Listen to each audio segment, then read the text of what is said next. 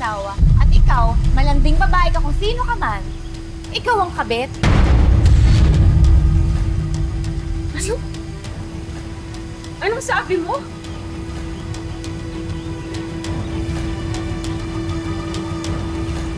Miguel, sabihin mo sa akin na nagsisinungaling yung babae. Ako ang asawa mo, hindi ba? Ako lang! 16 years na tayo nagsasama, Miguel. Ha? 16 years na kami nagsasama ni Pag. May anak kami! 16 years? Explain So tama nga yung kutob ko? Nasa iba ka umuwi. Binuntis mo pa? 16 years, ginawa mo siyang kabit and she had no idea that I existed? The legal wife. Miguel, sabihin mo sa akin na nagsisinungaling ng babaeng ko. Sabihin mo sa akin na ako lang ang asawa mo. Sabihin mo sa akin na hindi ako kabit. Tama na. Ang kapal ng mukha mo. 26 years na kaming kasal. May mga anak din kami, 2. Nasa States pareho. Yes, tama na. Kailangan mo ng pruweba, hindi ka naniniwala. Papadala ko sa'yo yung kopya ng marriage contract. Tama na, Rosie. Kailan ang klase kang tao? Pinaikot mo lang ako, sinungaling ka. Ginawa mo akong kabit. Biniwan mo ako!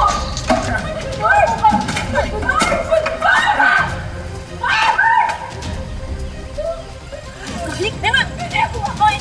Ikaw ang umalis, kabit ka! Lumabas ka dito! Umalis ka! Kami na asawa ko mag-uusap! Umalis ka kayo! Tabigan! Umalis ka na! Dito! Umalis ka na! Ano ba?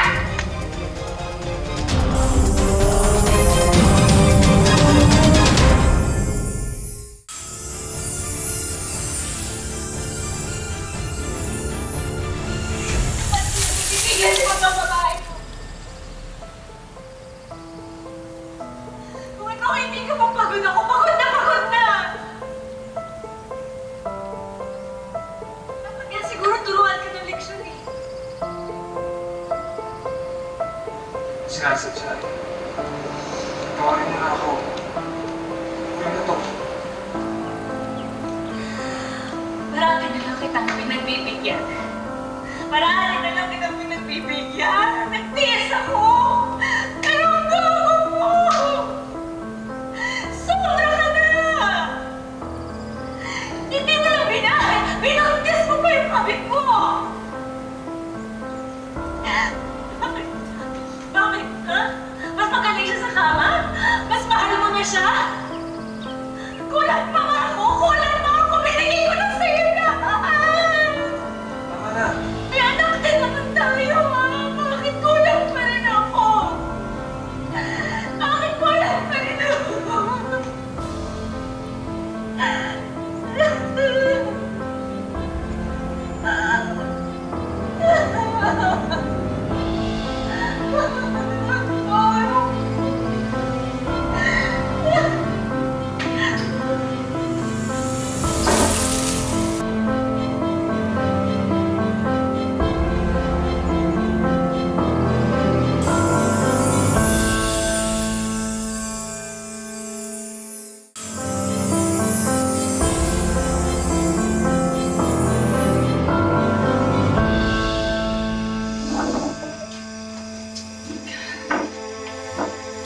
Sana pala naniwala ako sa'yo.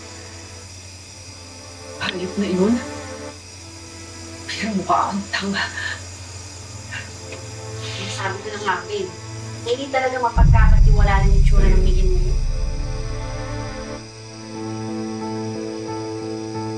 Makaso kayo, Rosie, para paliwanag sa'yo. Gago kang manloloko ka. Hindi ko kailangan ng paliwanag mo. Lumayas ka na! Kung lalayas ako, paano yung anak mo? Ayoko pa namin yung totoo. Pagka-first honor anak natin, pag nalaman niya, masisira pag-aaral mo. Ayoko masaktan yung bata.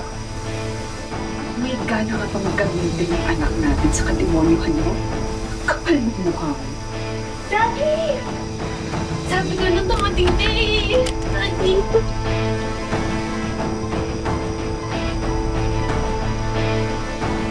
Tessa kay Samay. Alam mo, Mars, loko ka talaga. Akala ko pa naman natauhan ka na. Bakit pumayag ka pa rin? Mars, pansamantala lang. Hanggang makagraduate lang si Danica. Next week, final exams niya.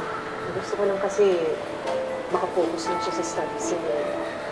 Isa pa, hindi ko rin alam kung paano ko sasabihin sa kanya ng totoo. Na ang nanay niya, kabit kami ng tatay niya. At siya, anak sa labas.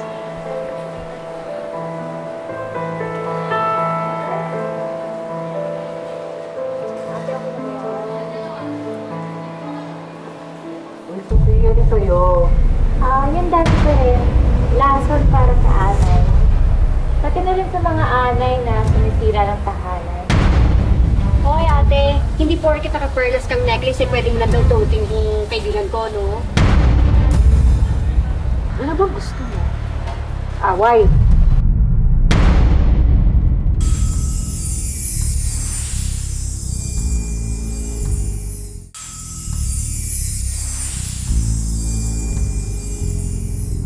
Ano bang gusto mo? Away. Kasi hindi naman ako makikipag-away sa'yo. Think I'm stupid? Tingin mo hindi ko alam na pinupuntahan ka pa rin ni Miguel? Rosie, may usapan kami ni Miguel. After ng graduation, sasabihin na namin yung totoo kay Danica. Wala. Layuan niya. Wala akong interes sa asawa mo. Iyong-iyo na siya, Rosie. Ginagawa ko lang to para sa anak ko. Tapang ka, ha?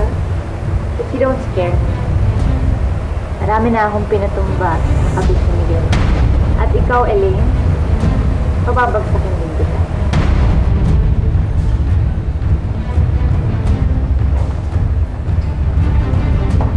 O, ito bayad. Akin na yung pinamili ko. Bilisan mo! Keep the change. I'm okay.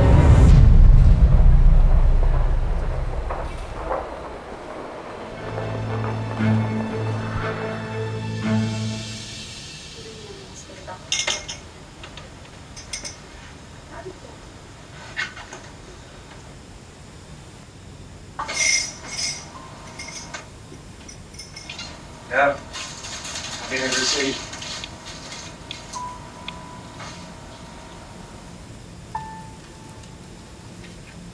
Bigyan nagpapanggat lang tayo, okay? Hindi mo kailangan gawin ito.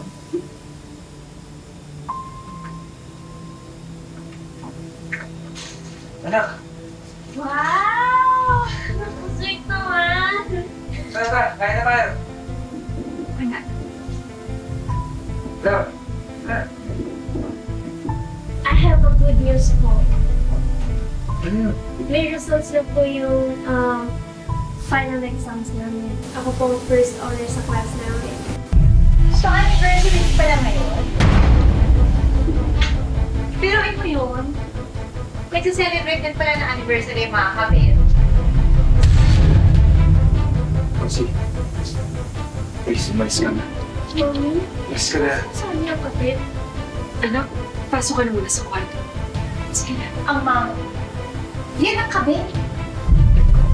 Bakit naman po?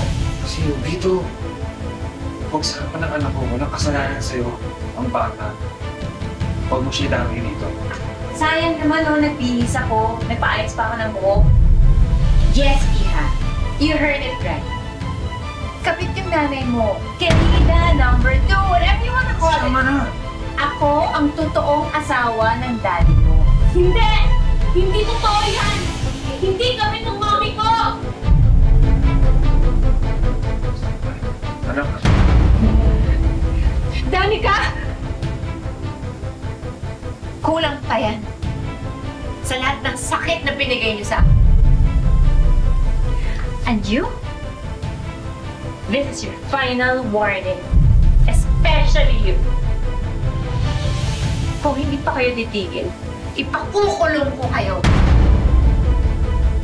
Tignan ko lang. Tignan ko lang kung hindi ka masira sa mga katrabaho mo at sa buong mundo pag nilabas ko na lahat ng baho mo.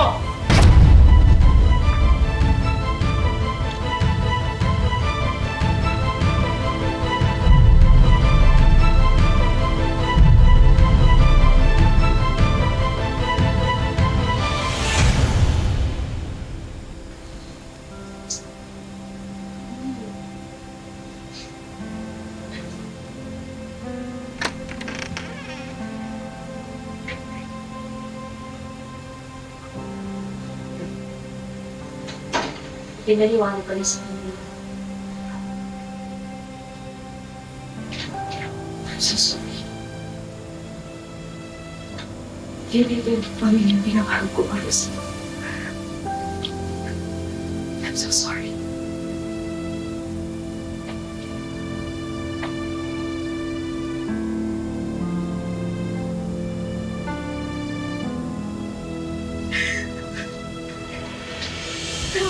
Sana, wala ka pong kasalanan. Sobrang sama po ni Daddy. Sobrang sama niya.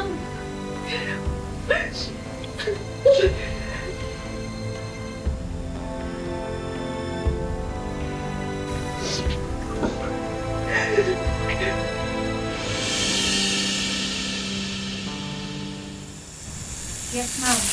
Parating lang order ninyo. Mga 3 araw na naman yung darating na. Okay. Sige po. Thank you!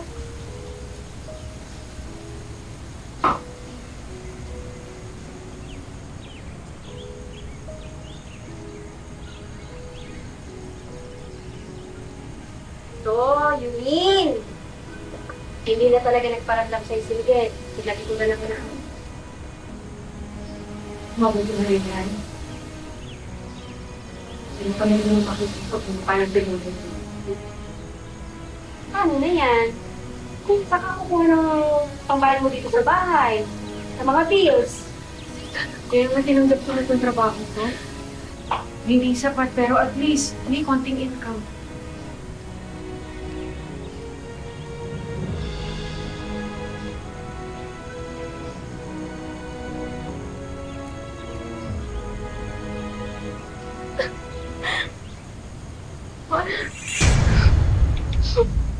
Bakit ka umiiyak? Ano nangyari? Binawi po kasi ng school yung award ko eh. Nagkamali daw po sila ng competition of final grades. Nagustuhan na ba yung surprise ko? Ba't ginawa mong hayop ka? Inausap ko yung school. Hindi deserve ng anak mo yung award. Kaya pinatanggal ko yung pictures. Ayun.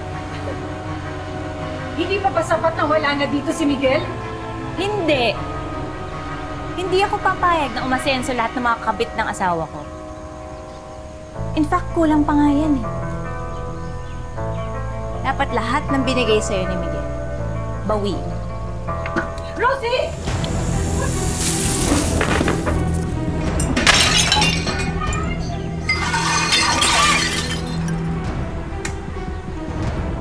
Ano ba, Rosie?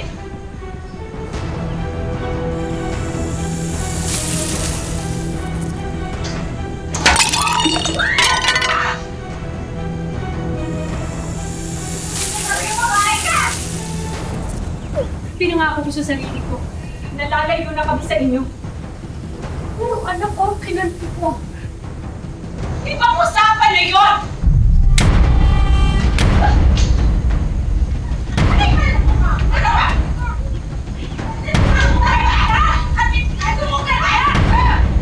Punta ka sa barangay! Sige na!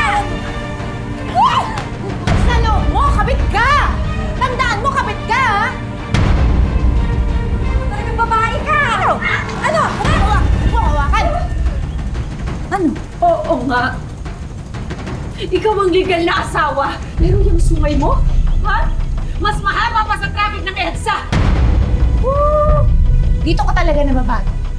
Sama ng mga ahas. Kasi ahas ka. Hindi ka ang totoong hayop. Ha? Hayop ka. Mas matapang pa ang kamandag mo sa cobra.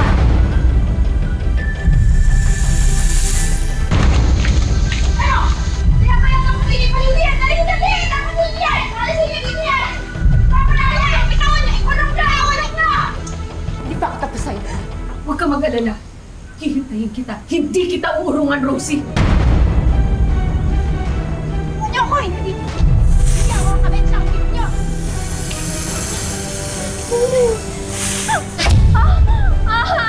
Dali ka! Dali ka! Bunny! Dali ka!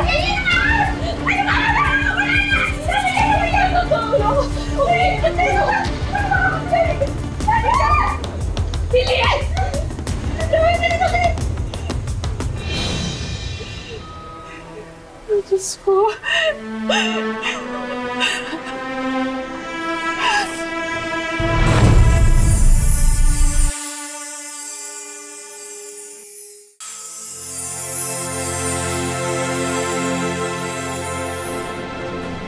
Sabi ng doktor, gumana daw yung anti-venom. Pero kung matos na si Danica, hindi nila alam kung kailan siya magigising.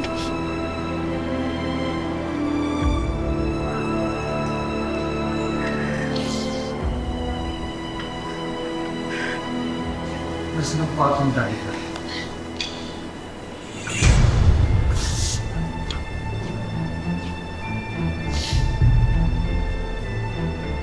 Anong ginagawa mo dito? Gusto kong makita ang anak ko eh. Umalis ka na! Hindi gusto ng anak ko. Miguel, kasalanan mo to! Kasalanan mo kung bakit nasira ang buhay ng anak natin! Kasalanan mo kung bakit nasira ang buhay namin! Umalis ka na! Hindi ka namin kailangan! Hindi ka namin kailangan, anak mo! Layas! Layas! Layas! Layas!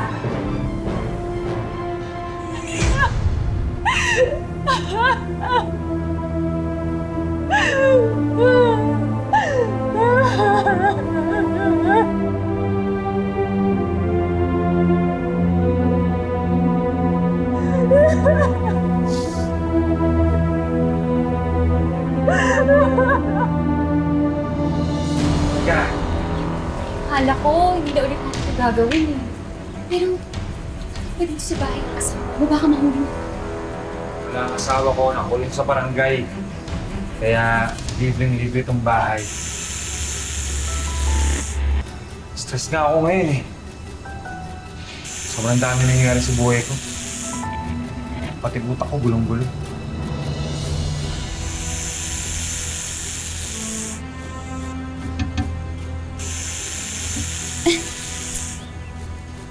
Ano ka ba?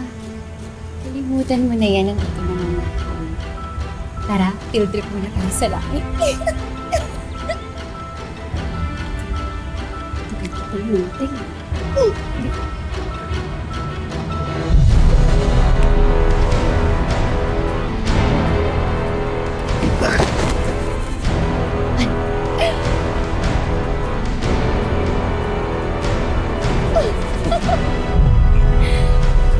Natin ito gawin. Di ba yun? Miss mo ba ako? Basta miss kita eh. Dahanin ko. Sige. Tapos i-massage mo na kita. Miss mo ba ako? Hayop talaga, Miguel! Oh my God! Akala ko ba nakakulong sa barangay? Sino yan? Hindi ka talaga magtatanda, hindi ka talaga titigil, hindi ka titigil! Tiri! Rosie! Bibigyan ko na kayo ng ticket sa impyerno!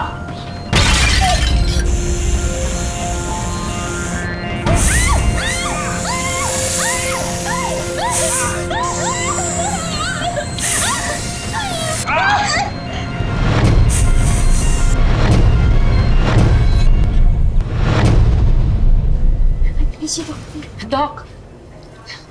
Doc, totoo mo ba? Ang anak ko gising na? Yes, Mrs. Kaya lang po. Kaya lang ano? Anak?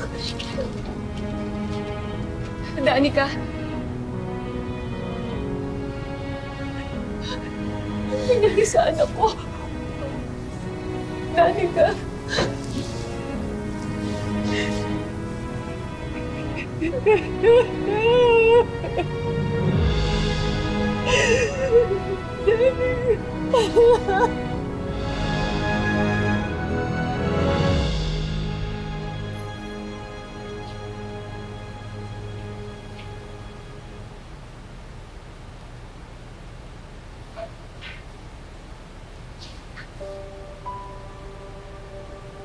Salamat, dumating ka. Pinatawag talaga kita kasi gusto kita makausap bago ako ilipat sa Bilibid.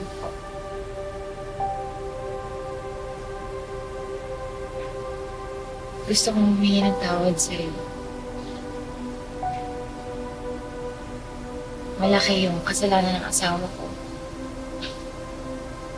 Pero mali na pati kayo ng anak mo. Dinamay ko.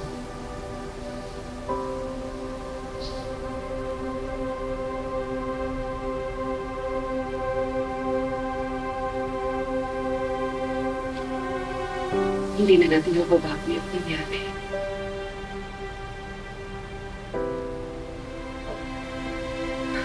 Masakit lang.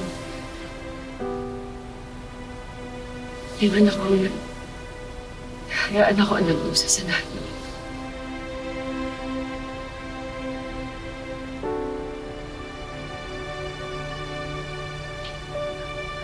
Kakausapin ko yung abogado ko para tulungan ka. May konting pera pa ako sa bangko.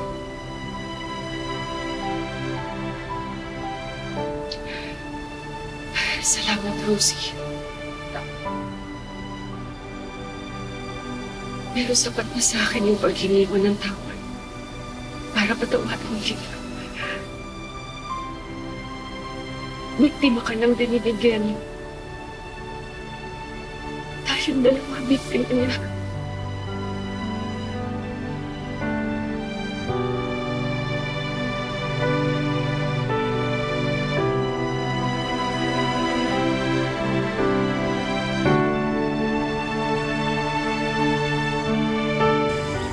Nakahiga na lang po siya kasi paralyzed na po. Hindi na talaga siya makabangon, hindi na paglaro na katulad ng normal niyang katawan. Ngayon talagang nakahiga na lang po, bedridden na po siya. Nagkaroon siguro ng komplikasyon dun sa yung venom dun sa kanyang brain and syempre nagkaroon talaga ng affectation dun sa kanyang mga muscles. Mahirap ang araw-araw na sitwasyon ni Elaine bilang isang single mother. Kaya naman aalalayan siya ng aming team para muling makabangon. At ang una naming regalo, Elaine, isang negosyo package worth 70,000 pesos. May bigasan business din. May panimulang frozen goods business at patis business din. Meron ding merienda spread business at isang mini laundry shop business. Sagot na rin namin ang 1 taong water bill nyo. And of course, hindi pwedeng mawala ang libreng therapy ni Danica for 1 year. May bonus din kaming living room showcase worth 30,000 pesos. May bagong sofa set, brand new TV, at bagong electric fan. Maraming salamat sa Wish Ko Lang at saka sa JMA7. Pinatay man ng nakalalasong kamandag ang mga pangarap ni Danica, isa lang ang sigurado. Walang kahit na anong ahas o kamandag ang makapapatay sa pagmamahal ng isang ina para sa kanyang anak. Mga kapuso, lagi po natin tatandaan, hanggang hindi tayo napapagod humiling at maniwala, hindi rin tayo mapapagod lumaban sa buhay. Ako po si Vicky Morales at ito po ang bagong Wish Ko Lang.